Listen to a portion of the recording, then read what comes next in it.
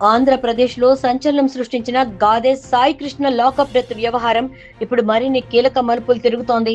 ఈ కేసులో ప్రధాన నిందితుడిగా ఉన్న సిఐ నాగరాజు సిట్ విచారణ ఎదుర్కొంటున్న సంగతి తెలిసిందే. అయితే ఈ విచారణ ప్రక్రియకు సంబంధించి ఇప్పుడు ఒక ఊహించని పరిణామం చోటు చేసుకుంది. సిఐ నాగరాజును విచారించేందుకు సిట్ అధికారులు ఏపీ హైకోర్టును ఆశ్రయించారు.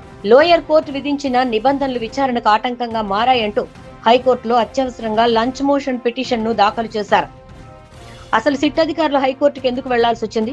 లోయర్ కోర్టు విధించిన నిబంధనలేంటి? విజయవాడలోని ద్వితీయ అదనపు సెషన్స్ కోర్టు సిఐ నాగరాజును కస్టడీకి అప్పగిస్తూ కొన్ని కఠినమైన షరతులు విధించింది. నాగరాజును ప్రస్తుతం ఆయన ఉన్న రాజమండ్రి సెంట్రల్ జైల్లోనే విచారించాలని కోర్టు స్పష్టం చేసింది. అంతేకాదు, విచారణ సమయాన్ని కూడా పరిమితం చేసింది. ఉదయం 10 గంటల నుంచి కేవలం 5 గంటల వరకు మాత్రమే విచారణ జరపాలని, ఆ సమయంలో జరిగే ప్రతి అంశాన్ని ఆడియో మరియు వీడియో రూపంలో రికార్డ్ చేయాలని ఆదేశించింది. విచారణ పూర్తయిన తర్వాత ఆ స్టేట్మెంట్ ను నేరుగా కోర్టుకే సమర్పించాలని స్పష్టం చేసింది. అయితే లోయర్ కోర్టు ఇచ్చిన ఈ ఆదేశాలపై సిట్ అధికారులు తీవ్ర అభ్యంతరం వ్యక్తం చేస్తున్నారు. జైల్లో విచారణ జరపడం వల్ల కేసులోని వాస్తవాలను బయటకు రాబట్టడం కష్టమవుతుందని వారు భావిస్తున్నారు. ఈ కేసులో నేరం జరిగింది విజయవాడ కృష్ణలంక పోలీస్ స్టేషన్ పరిధిలో. పైగా ఈ ఘటనకు సంబంధించిన పూర్తి ఆధారాలు, కీలక పత్రాలు అన్ని విజయవాడ కేంద్రంగానే ఉన్నాయి.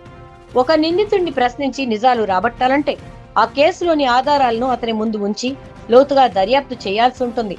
రాజమండ్రి జైల్లో ఉండి అది సాధ్యం కాదని సిట్ అధికారులు వాదిస్తున్నారు.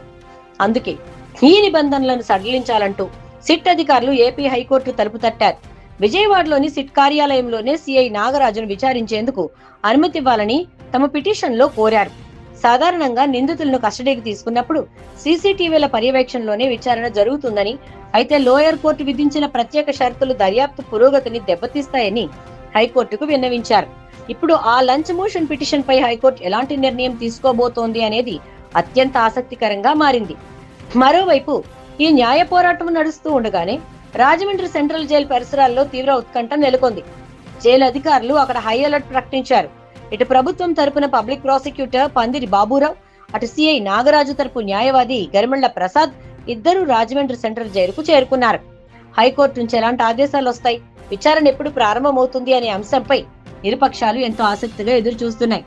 గాదే సాయికృష్ణ లాకప్ డెత్ కేసులో అసలు ఏం జరిగింది? సాయికృష్ణ మరణానికి దారితీసిన పరిస్థితులేంటి? ఇందులో సిఐ నాగరాజు పాత్ర ఎంతవరకు ఉంది? లాంటి అనేక ప్రశ్నలకు సమాధానాలు దొరకాలంటే సిట్ విచారణ వేగవంతం కావాల్సి ఉంది. అయితే ఇప్పుడు హైకోర్టు ఇచ్చే తీర్పుపైనే ఈ కేసు తదుపరి దర్యాప్తు ఆధారపడి ఉంది. హైకోర్టు సిట్ పిటిషన్ ను అంగీకరిస్తుందా, లేక లోయర్ కోర్టు ఇచ్చిన ఆదేశాలనే సమర్థిస్తుందా అనేది చూడాలి.